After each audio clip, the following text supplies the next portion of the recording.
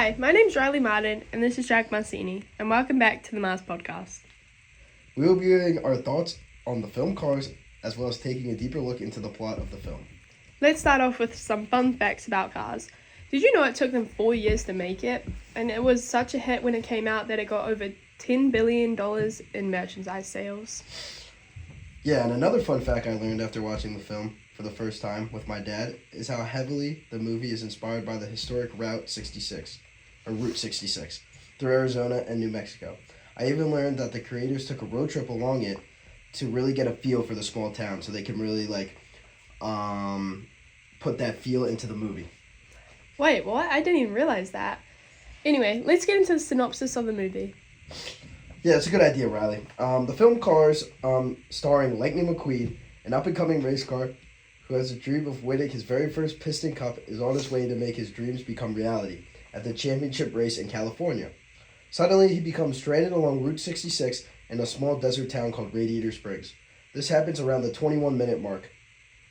Yeah, and in an attempt to leave Radiator Springs, Lightning McQueen ends up damaging the main road, which then results in him having to stay and fix the damage he caused.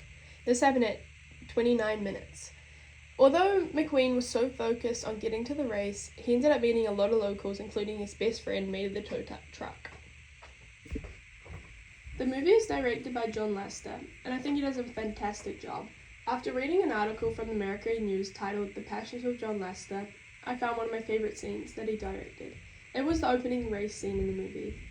The cuts in and out were a good touch and added a lot of intensity to the scene. There are also many actors that starred in Cars as a voiceover, such as Owen Wilson, voicing Lightning McQueen, who was in a lot of big movies. Cars came out in 2006 and was a very big hit to younger kids. And it was in development for nearly 5 years, and Lasseter invested heavily in research.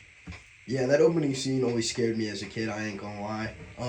Every time my dad played that movie, he'd always have to cut the beginning scene, with the flashes, so I'd always, cry. It was scary, I'm not gonna lie. And yeah, kind of what you said, Raj. Speaking of intensity, the intense, empty feeling that the audience gets when we are first introduced to the dirt racetrack, a little after the 43-minute mark, is very significant to the movie.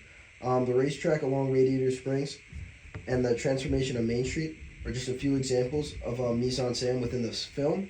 The dirt racetrack's significance to the film is that this is the place Doc Hudson teaches McQueen new racing techniques that are not as common anymore in the sport of racing. Yeah, Jack, I really like that scene as well, and I think it's one of, if not the most significant scenes in the movie. Without it, McQueen wouldn't have learned that there is much more to racing than finishing first and going fast. Yeah, 100%, Riley. It's such an amazing scene, and after watching it again, it has to be one of my favorites throughout the whole movie. The next example I want to talk about is Radiator Springs. Radiator Springs' significance might be obvious to most, but if you look at it more closely, if McQueen hadn't stumbled upon this place, he would not have met these people who later become his good friends. Yeah, I agree. I'll talk about the last example now, which is Main Street within Radiator Springs. It is very significant because it is considered to represent McQueen and how he's grown and changed during his time within Radiator Springs. When he first arrived, his ego was through the roof, he only cared about himself and did things solo, which is why the road was messed up. At the end of the movie, McQueen grows and accepts that he can't do everything on his own, which is why the road is now perfect. Moving on to some symbols that came up a lot during the movie, one of which being the Piston Cup, kind of just surrounding Lightning McQueen's ego. I believe he was very focused on winning the trophy from the start of the movie and would do anything to win it for the fame and recognition that comes along with it. Yet, as the movie went on, winning the Piston Cup became less important to McQueen, and it showed when he chose to help Strip Weathers instead of winning the race. To me, it showed that he was no longer driven by his ego and showed that being kind and having integrity is more valuable than a trophy. Another symbol I noticed was Lightning McQueen's inner transformation after his rusty paint job. Similar to what Riley said earlier about Main Street, after he had to stay to fix the road, he became dusty after caring a lot about his shiny and polished appearance. I think that his physical appearance reflected his inner change, and when he gets dirtier and less glamorous, he starts to care more about others rather than his own image or success. The shift from flashy race car to a more realistic car shows his journey throughout the movie. The last symbol I found within the film was the value of slowing down, which was represented by Radiator Springs. When McQueen gets stuck there, it forces him to enjoy a slower paced life than he is used to. It links to the real world where people take things for granted and forget to stop and look around a while and enjoy the people around them. An element that stood out to me in Cars was the theme of legacy. There were many examples that back this up, such as Doc mentoring McQueen, which showed that success isn't just about talent.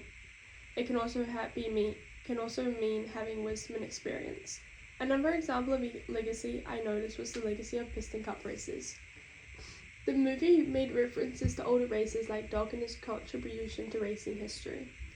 Lastly, it was shown by McQueen when Lightning McQueen learned from some other Radiator Springs locals. I noticed that each of them taught McQueen something. Sally taught him the value of slowing down, which I mentioned earlier, and enjoying life. And then Maida taught him friendship and loyalty, and of course Doc taught him wisdom.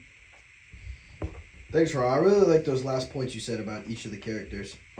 Just overall, I really enjoyed the movie Cars. Growing up, I was really into cars, and once I got my driver's license, I became even more obsessed.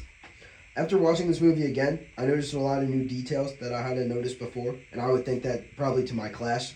I feel like if I never took this class, I would never be able to look at movies the way I look at them now. Just the little details and little things I notice. Cars is just one of the movies you can watch over and over again and never get sick of. I recommend this movie to everybody, and even though it might seem like a kid's movie, the message it preaches is much more deeper. Yeah, and I would probably rate this movie, 9.5 out of 10. Me too, Jack. I thought it was a great movie, and I remember the first time I watched it with my brothers, and it was the first movie I watched. I would also rate it a 9.5 out of 10. Oh, so you're copying me? Yep. Of course. Okay. Well, that's the Mars podcast. Catch you on the next episode. That's it for now. Bye.